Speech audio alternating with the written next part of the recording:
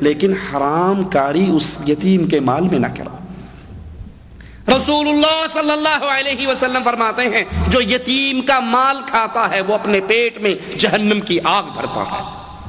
یتیم کا مال کھانے والا کتنے ہیں ہم میں سے؟ بھائی مرا، بھتیجوں کو بھگا دیتے ہیں، جائیداد پہ سارا قبضہ ہو جاتا ہے۔ یہ بیماری ہمارے ہاں ہے یا نہیں ہے؟ مولویوں نے یتیموں کا مال کھانے کے لیے اپنی بدکاریوں پہ اسلام کا چولا چڑھا لیا، حالانکہ رسول اللہ صلی اللہ علیہ وسلم نے فرمایا تھا کہ یتیم کی کفالت کرنے والا جنت میں میرے ساتھ یوں ہوگا۔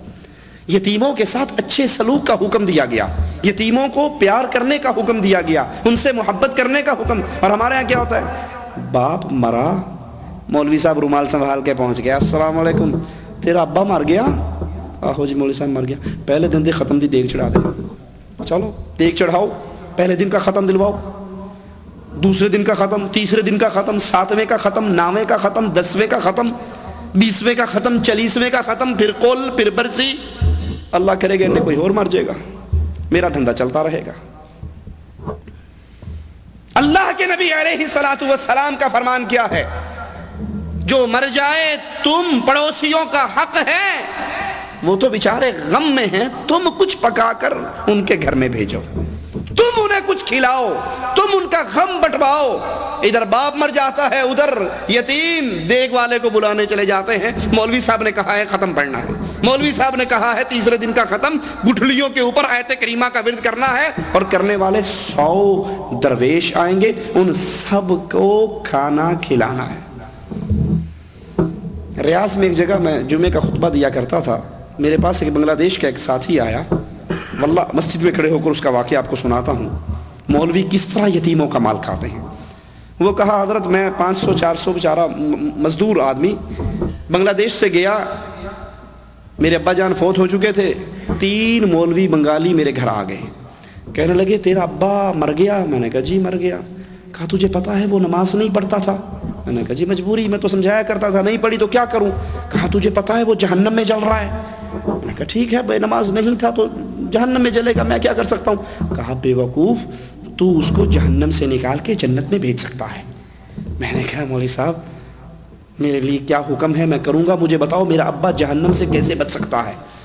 کہا اس نے اتنے سال نمازیں نہیں پڑھی، اتنے سال کی نمازیں ہم 3 مولوی آپس میں ڈیوائیڈ کر کے ہم پڑھ لیں گے، اس کی ادا ہو جائے گی، وہ جہنم سے نکل کے جنت میں چلا جائے گا۔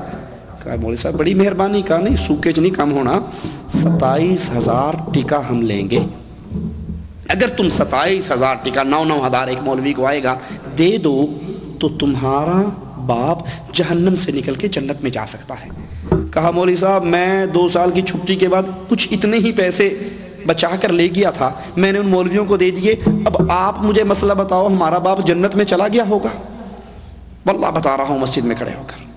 میں نے کہا وہ تو جنت میں اگر نہ بھی گیا ہوگا، ان مولویوں کی جہنم کم از کم ضرور پکی ہوگی۔ یہ یتیموں کے مال کھانے کے ڈھونگ ہیں، یہ پہلے دن کا ختم، یہ دوسرے کا ختم، یہ تیجے کا ختم، یہ 7واں، یہ 9واں، یہ 10واں، یہ 40واں، یہ کل، یہ برسی، یہ سارا ڈھونگ اپنایا ہے مولویوں نے اپنے پیٹ کا دھندا کرنے کے لیے۔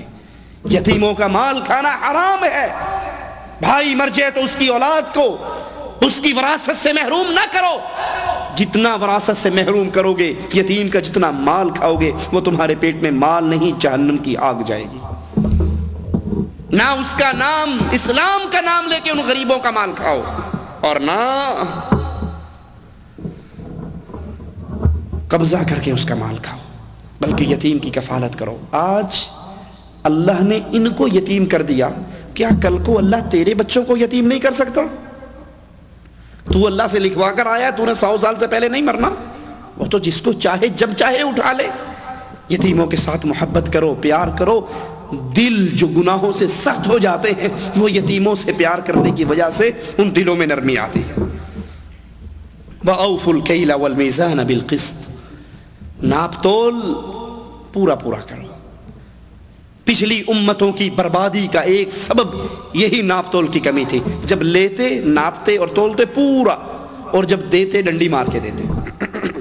آپ نے بھی دیکھا ہوگا ہمارے ہاں ترازو میں وہ درمیان میں ایک چھوٹی سی کلی لگی ہوتی ہے ترازو میں، وہ یہاں سے ہاتھ سے اڑا دیتا ہے، اب دیکھو جی پورا ہو گیا. کسائی سے گوشت لینے جاؤ 1 کلو اور گھر میں بھی کانٹا رکھ لو، کبھی بھی کلو نہیں نکلے گا الا من رحم ربی. وہ جب تھوڑا سا کم ہوتا ہے 2-3 بوٹیاں اتنی زور سے پلڑے میں پھینکتا ہے یوں کر کے کہ پلڑا اپنے آپ زور سے جھکتا ہے، بس وہ جھکتا ہے تو کیس اٹھا لیتا ہے. دیکھو جی کلو ہو گیا پورا. ہیلو، امتوں کی بربادیوں کا سبب ناپ تول میں کمی، سابقہ امتیں برباد ہوئی. اور یہاں بھی مالک عز و جل حکم دے رہا ہے ناپ تول کے اندر کمی نہ کرو، اس میں ڈنڈی نہ مارو. کیوں؟ کیا تمہیں یقین نہیں کہ ایک دن تم نے بھی اٹھ کر اللہ کے دربار میں جانا ہے؟ عبداللہ ابن عمر رضی اللہ عنہ وارضا ایک جنگل میں سے گزرتے ہیں، چرواہا بکریاں چرا رہا، اس سے کہتے ہیں کہ ایک بکری ان بکریوں میں سے مجھے بیچ دے. وہ کہنے لگے کہ میں تو خود ملازم ہوں، غلام ہوں اپنے آقا کا، میں کیسے بیچ سکتا ہوں؟ کہا اگر تیرا آقا سوال کرے کہ ایک بکری کہاں گئی، اس سے کہنا اکلہ الذئب، بھیڑیا آیا اور بکری اٹھا کے چلا گیا. یہ 1-2 گرام 10 گرام 20 گرام کی ڈنڈی مار کے کیا مل جائے گا؟ کیا کوٹھیاں بن جائیں گی میری اور آپ کی؟ لیکن آخرت ضرور برباد ہو جائے گی. اللہ ہم سب کی آخرت کو بہتر بنائے. کہا تو اپنے آقا سے کہہ دینا بھیڑیا آیا بکری اٹھا کے لے گیا. وہ غلام ایمان سے اس کا دل بھرا ہوا تھا، جواب میں کہتا وَمَاذَا أَقُولُ لِلَّهِ، جب مجھے قیامت کے دن کھڑا کیا جائے گا تب میں اللہ کے دربار میں کیا جواب دوں گا؟ آقا کو تو یہ کہہ کر چپ کروا لوں گا کہ بکری کو بھیڑیا اٹھا کر لے گیا، لیکن اللہ کے دربار میں بھی تو پیشی ہونی ہے، اللہ کے دربار میں بھی تو کھڑا ہونا ہے، وہاں اللہ کے سامنے کیا جواب دوں گا؟ وَإِذَا قُلْتُمْ فَاعْدِلُوا، جب بھی بات کرو عدل والی کرو، وَلَوْ كَانَ ذَا قُرْبَى، اگرچہ وہ بات اپنے ہی کسی کے خلاف جا رہے ہو. یہ نہیں کہ گواہی دیتے ہوئے اگر گواہی کسی اپنے کے خلاف آ گئی تو فوراً ڈنڈی مار جاؤ، اور غیر قوم کے خلاف آ گئی تو بالکل سیدھے ہو جاؤ. رسول اللہ صلی اللہ علیہ وسلم فرماتے ہیں پچھلی امتیں اس لیے برباد ہوئیں، ان میں جب کوئی غریب گناہ کرتا اس پہ حد جاری کر دی جاتی، اور جب کوئی امیر گناہ کرتا تو اس کو چھوڑ دیا جاتا. ایک کیس کے متعلق جب آپ کے پاس فیصلہ آیا، آپ نے فرمایا اللہ کی قسم اگر آج بنت محمد فاطمہ بھی چوری کرتی میں اس کے ہاتھ کو بھی کاٹ ڈالتا. گواہی دینی ہو، شہادت دینی ہو، ہمیشہ حق اور سچ کی گواہی دیجئے. شہادت دیتے ہوئے اللہ کا ڈر اپنے دل میں بٹھائیے. اپنے ہوں، وہ مولوی صاحب سے پوچھا مولوی صاحب اگر کوئی آدمی فلاں جرم کر لے اس کا کیا کفارہ ہے؟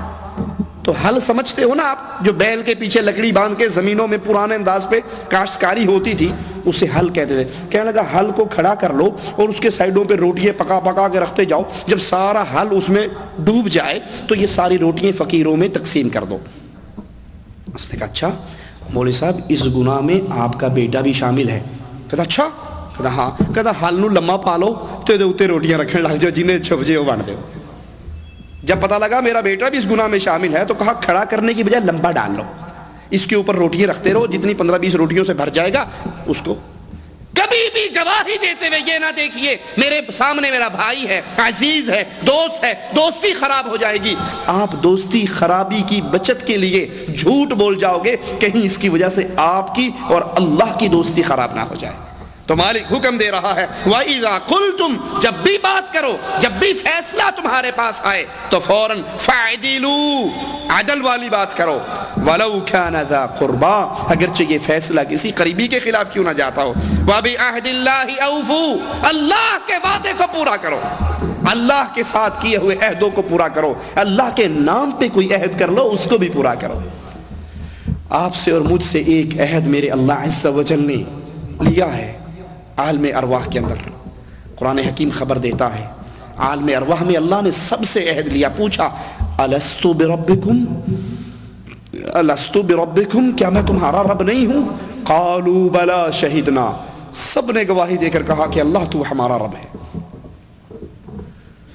وہ قبروں کو پوچھتے ہوں، وہ مندروں کو پوچھتے ہوں، عالم ارواح میں وہ اللہ سے عہد کر کے آئے ہیں کہ ہم مانتے ہیں اے اللہ تو ہمارا رب ہے.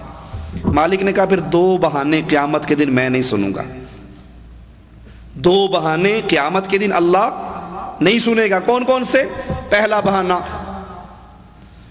انا کننا عن ھذا غافلین، انا کننا عن ھذا غافلین، ہمیں تو پتہ ہی نہیں لگا اللہ دین کا، قرآن پڑھ ہی نہیں سکے، حدیث کو دیکھ ہی نہیں سکے، ترجمہ غور ہی نہیں کیا، ہم تو اس دین سے غافل رہے، صبح ڈیوٹی پہ جاتے تھے، رات کو آتے تھے، تھکے ٹوٹے گر کے سو جاتے تھے، اللہ ہم دین سے غافل رہے، ہمیں سزا نہ دے۔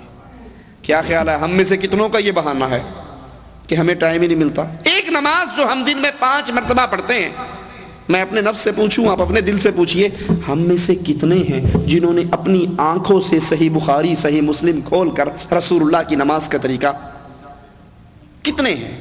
اللہ جزائے خیر دے مملکت سعودی عربیہ کے حکمرانوں اور ذمہ داران کو، قرآن حکیم مجمع ملک فہد سے ہر زبان میں نکل چکا، اردو میں ہے، بنگلہ دیش میں ہے، کشمیری میں ہے، ہر زبان، پشتو میں ہے۔ اب بھی کوئی یہ کہے کہ ہمیں موقع نہیں ملا، ہمیں ٹائم نہیں ملا، تو کیا یہ بہانہ اللہ کے سامنے چلے گا ہمارا؟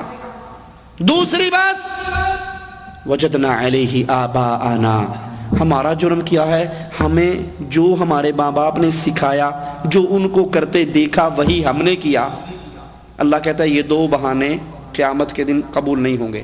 کیا خیال ہے ہماری بربادی میں یہی 2 باتیں ہیں نا؟ یا تو مجھے اور آپ کو دین سمجھنے کا ٹائم نہیں ہے، دین سیکھنے کا ٹائم نہیں ہے، اور اگر ہے تو پھر کہتے ہیں جی مولوی صاحب کیا کریں، ہمارے تو دادا ابا 11ویں دیتے آتے تھے، کیسے انکار کر دیں؟ یہ جو شرک بدعات ہو رہی ہے یہ ہمارے ابا حضور کرتے